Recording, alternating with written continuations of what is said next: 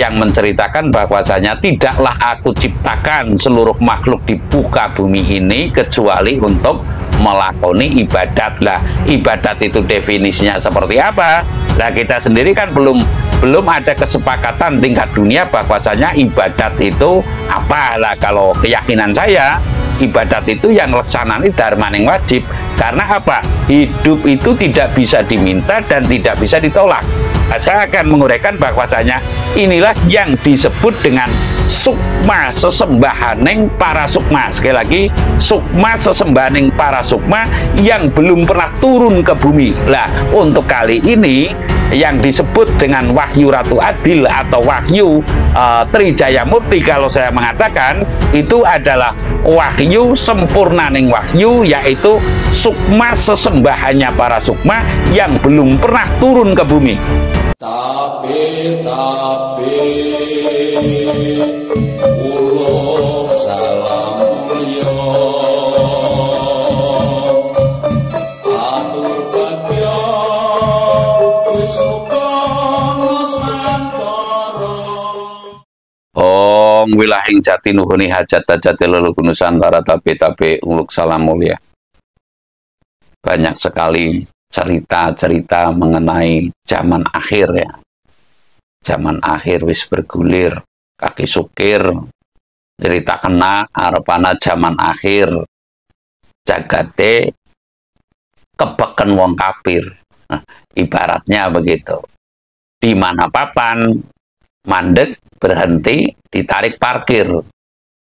Nah, kasus nyatanya sekarang itu sudah demikian. Jadi ada baiknya kita itu menanyakan kepada diri kita masing-masing, mungkinkah mengenai cerita Ratu Adil, mengenai cerita Imam Mahdi, mengenai cerita Isa turun kembali, ini adalah sekedar ilusi atau sekedar taruhlah cerita-cerita dongeng yang tidak akan terwujud? Ya, mungkinkah manakala Ratu Adil itu akan mengadili seadil-adilnya di muka bumi ini, atau Imam Mahdi akan menata yang seadil-adilnya, yang seseimbang-seimbangnya atas lajunya hukum alam atau sunatullah, kata Pak Kiai, lalu kita bisa sejahtera bersama sesuai ukurannya, yang kaya tidak semakin kaya, tapi mengakui kekayaan itu juga untuk sanggup ibadah cara Pak Kiai, kalau saya untuk ngelaksanani dharmaning wajib. Lah, mungkinkah yang demikian itu hanya sekedar dongeng? Lah, kita memawas dalam artian saya mengajak untuk beropini atau berpandangan yang secara lahir dan secara batin. Secara lahiriah, mau tidak mau, percaya atau tidak percaya, baik secara rela maupun secara terpaksa, kita harus meyakini bahwasanya kondisi sekarang sudah tidak sedang baik-baik saja. Ya, memang kelihatannya pagi, siang, malam itu adalah merupakan hal yang lumrah. Urip ya sedina sewengi, namun kejadian-kejadian atas yang diceritakan oleh para nabi, para rasul, para waliullah, para brahmana, para kiai yang menceritakan bahwasanya tidaklah aku ciptakan seluruh makhluk di muka bumi ini kecuali untuk melakoni ibadat. Lah, ibadat itu definisinya seperti apa? Lah, kita sendiri kan belum ada kesepakatan tingkat dunia bahwasanya ibadat itu apa. Lah, kalau keyakinan saya, ibadat itu yang laksanani dharmaning wajib. Karena apa? Hidup itu tidak bisa diminta dan tidak bisa ditolak. Nah, untuk kali ini saya akan meniati untuk kita memahamkan, kita mesti paham kepada laku lajering urip. Laku lajering urip yang berkiblat kepada laku lajering sukma. Kita mesti mengenali kepada sukma kita, lalu hanya sukma itulah yang bisa mohon kejelasan atas fenomena, atas kerahasiaan bumi ini. Sekali lagi, saya menyampaikan, hanya sukma yang ada pada diri kita yang bisa merantai ke langit dan lalu bisa mohon kejelasan. Lah, saya akan sedikit menjelaskan yang bahwasanya hasil perjalanan sukma saya ketika saya tidur, tentu saya mesti paham loh, yang namanya paraning turu kalau istilah Jawa. Artinya kemana kita tidur gitu loh. Ketika kita tidur, sukma kita kemana lah itu paran. Paran itu ya sebuah perjalanan yang mestinya sampai kepada tujuan, arah yang terarah. Paran itu adalah perjalanan yang punya arah. Lah, ketika saya berkata-kata dengan diri saya atau dengan sukma saya, makalah saya akan memahamkan karena saya mendapat kejelasan yang tentunya mau tidak mau perlu saya sampaikan. Untuk apa? Untuk kita itu paham bahwasanya tingkatan kewahyuan manusia ini ya, tingkatan kewahyuan manusia ini itu ada tingkatannya.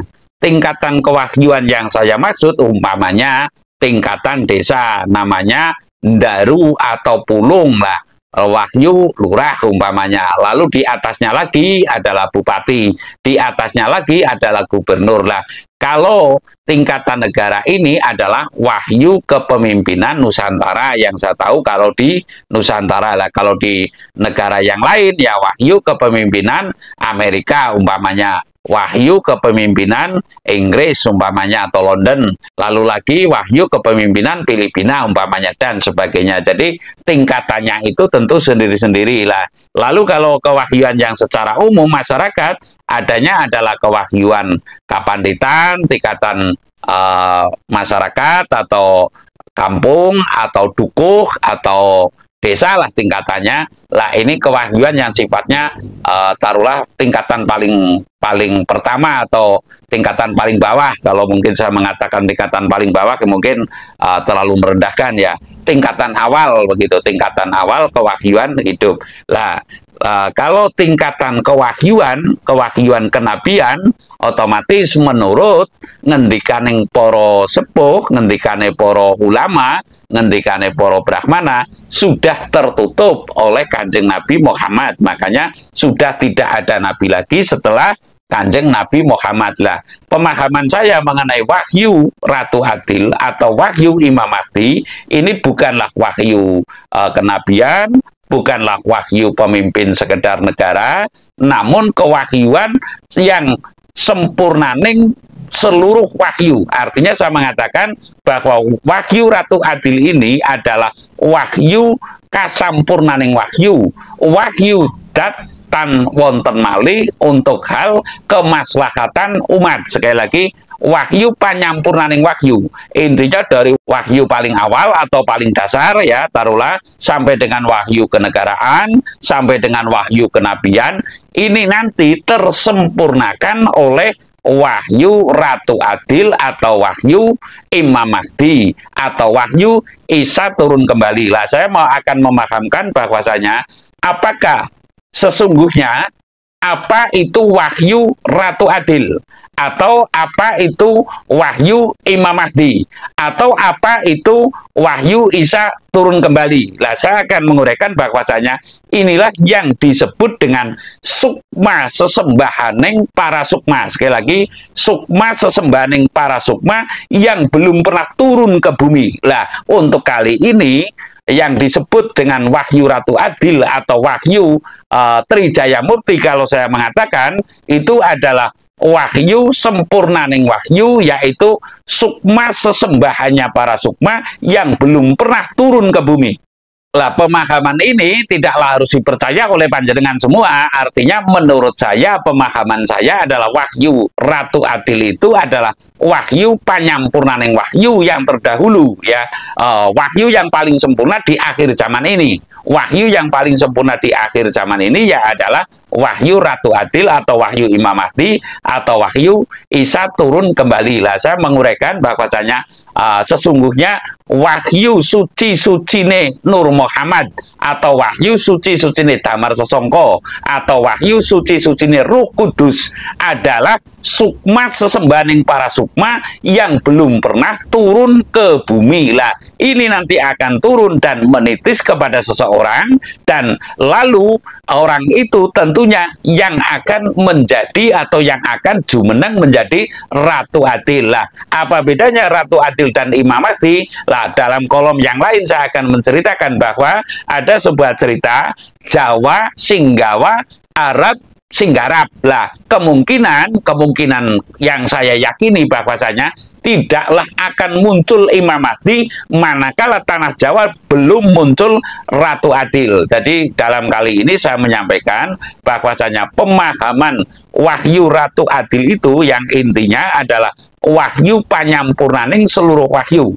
Wahyu panyampurnaning wahyu adalah apa? Adalah sukma sesembaning para sukma atas perjanjian lama. Begitu jagat digelar dan sukma diciptakan itu adalah sukma sesembaning para sukma atau inti sukma yang belum pernah turun ke bumi dan nanti akan turun ke bumi menjadi pemimpin di muka bumi dan membawa kemaslahatan umat, menunjukkan jalan yang terang, yang seterang-terangnya, bukan hanya bercerita salah benar, ya salah dan benar, surga dan neraka, kaya dan miskin, namun akan menceritakan kewajiban hidup atau gamblangnya kewajiban hidup manusia, gamblangnya kepentingan hidup manusia di muka bumi ini. Jadi di situ nanti niscaya dengan adanya nitisnya wahyu suci Damar Songko atau wahyu Ratu Adil ini hanya akan turun di tanah Jawa dan nanti ya Nusantara akan bisa menjadi mercusuar dunia. Saya rasa demikian. Terima kasih.